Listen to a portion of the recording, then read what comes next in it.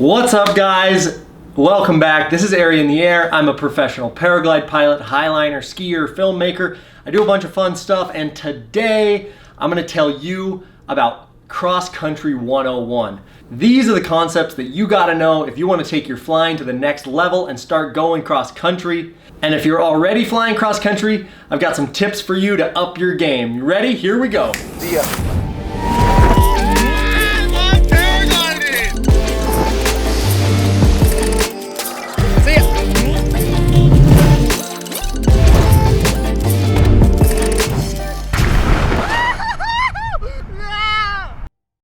So I'm going to share with you the 3 parts of flying cross country and tips that go in each of them. But to begin, I would say that your cross country flying starts with commitment.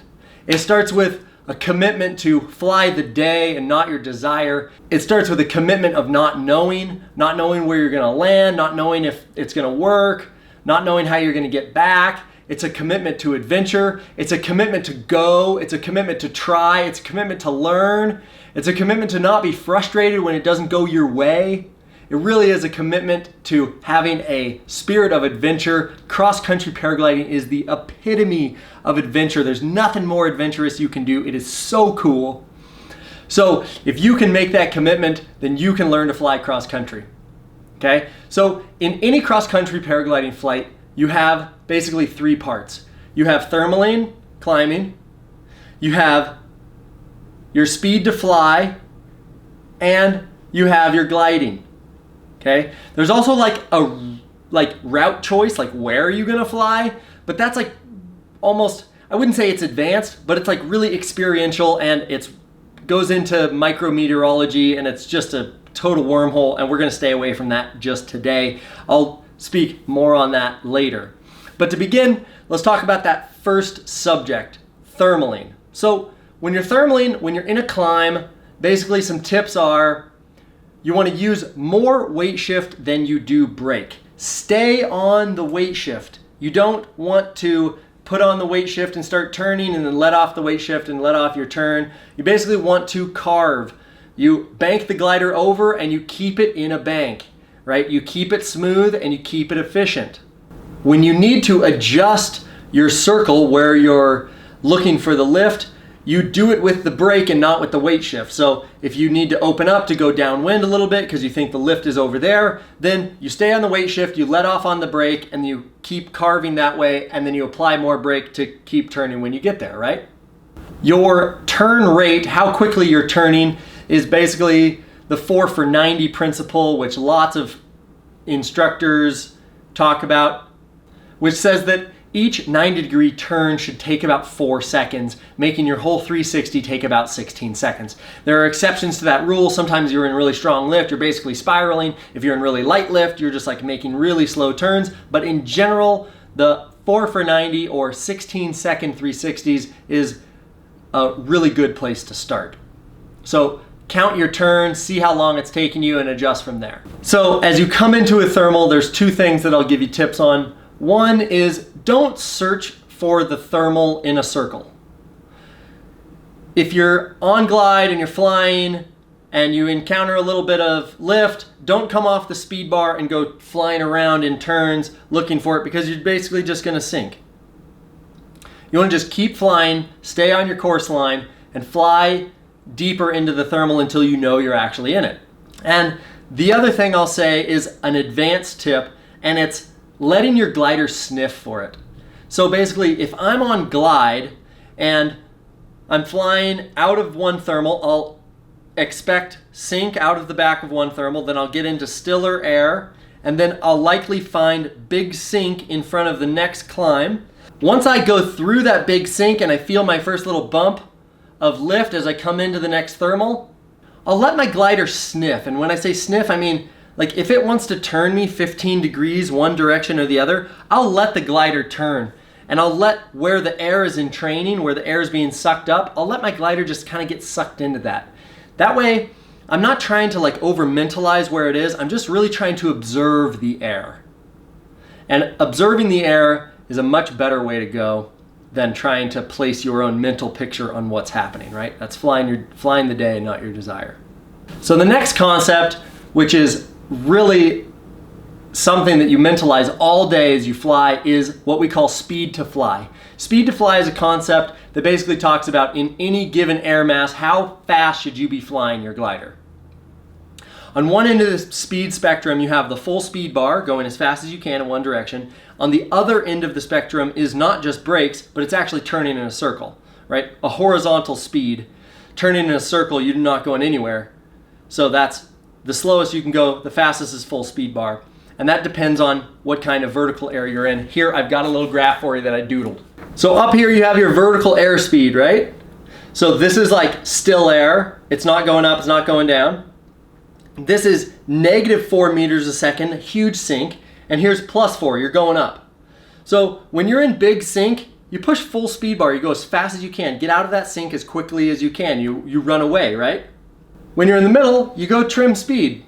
You let what's happening happen, because you're not going up, you're not going down, it's okay, just fly trim speed. At +4 meters a second, in a strong climb, you turn, right? You stay there, you turn, and you work that climb all the way up. And the +4 and -4, those are only like guidelines, because some days the climbs will only be 2 meters a second climb, so then everything shifts, and the sink will only be 2 meters a second sink, so everything shifts in there. But basically, on any given day, you have to put your full speed range into the vertical airspeed and try to conceptualize that and imagine how fast you should be going to maximize your horizontal distance at any given moment.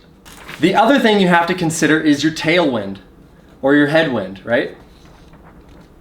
So if you're in a bunch of tailwind and the wind is pushing you down course line, then you can use the brakes. You pull on the brakes, but you don't pull a ton of brake. The maximum amount of brake you pull is minimum sink, right? You're not like stalling the glider. You're not really getting super deep in the brakes. You're just pulling just to slow down a little bit because you're already gliding really efficiently because the wind is blowing you down course line.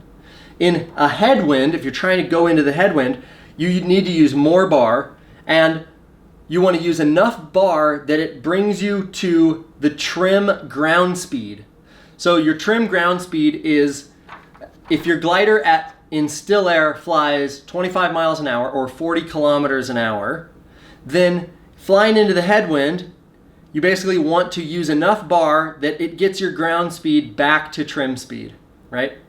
So just look at your instrument, and if it says that your ground speed is only 32 kilometers an hour, then just apply more bar until you come up 8 kilometers an hour until you hit that 40 kilometer an hour mark, right? And that's just a guideline. If you're flying a slower glider, it's a little bit lower than that. If you're flying a faster glider, it's a little bit higher than that. The third part is gliding, and gliding makes a huge difference. When you're gliding in general, you want to be smooth, you want to be efficient, you want to get as much out of your vertical altitude as you can, and you're going to do that by controlling the glider and keeping it overhead. You don't want it pitching, you don't want it rolling, you don't want it yawing, you don't want to be turning back and forth. So basically what you're going to do is you're going to use active piloting on the speed bar, on the rear risers, and with your weight shift. When you're on speed bar, you can actually use the speed bar as active piloting, right? So if the glider pitches up and then it wants to roll forward, you can come off of a little bit of speed bar instead of pulling the brakes, right? And vice versa. You can use the rear risers and you can use weight shift, try to keep it on heading. What helps with that is keeping your eyes up and looking out down course line. Basically, if you stare at your instrument, you're looking down. It's just really hard to control all this stuff if you're staring down at your instrument. So when you're beginning, it might be helpful to fly with a sync alarm, a sync tone. So obviously everyone knows that beep, beep, beep means you're going up, but a sync tone is the opposite. It's kind of like if you're going down. And it gets kind of annoying when you're more experienced and you can kind of look at your instrument and manage your glider. But in the beginning, it's really helpful so that you can keep your eyes out and also know your vertical airspeed. The other thing about gliding is kind of your threshold of lift. So you don't want to come off of the speed bar and onto the speed bar. It makes your glider pitch and you lose a bunch of altitude. So as you're flying, if you fly into a little bump of lift, beep, beep, don't come off the speed bar. As the glider comes back overhead, you can control it with the bar or you can control it with the rear risers. but you don't want to come off the bar until you really know that you're in a climb. And this is like your threshold of lift. So if the day is really strong, I'm not gonna let off the speed bar until I'm in 2.5 meters a second lift. And I'm not gonna do that, I'm not gonna come off the bar until I'm not only in that lift, but I know that it's an actual climb. There's so many little bumps and bubbles out there, you're gonna fly through those all day long. And if you're coming off of the bar every time you hit a little bit of lift, then you're gonna just flounder around and find yourself on the ground soon enough, right? So you've gotta like just let yourself cut through that stuff on glide, let yourself be efficient and smooth, and vice versa. If you find yourself in a moment of sink, you don't ram the full speed bar. You wait until you see that the sink is actually consistent, that you're actually in a parcel of sinking air, and then you push the speed bar to get out of it. So little things, little adjustments, right? Don't make any huge corrections. Keep flying down course line, keep going downwind, and soon enough, you'll find yourself a long ways from where you started. Flying cross country is the coolest thing you could do. I hope this video helped you. If it did, hit the like button, hit subscribe, and turn on the notifications. I appreciate you guys being here. If there's any other questions, you can ask me in the comments below. I try to answer them all, and we will see you on the next episode. Peace.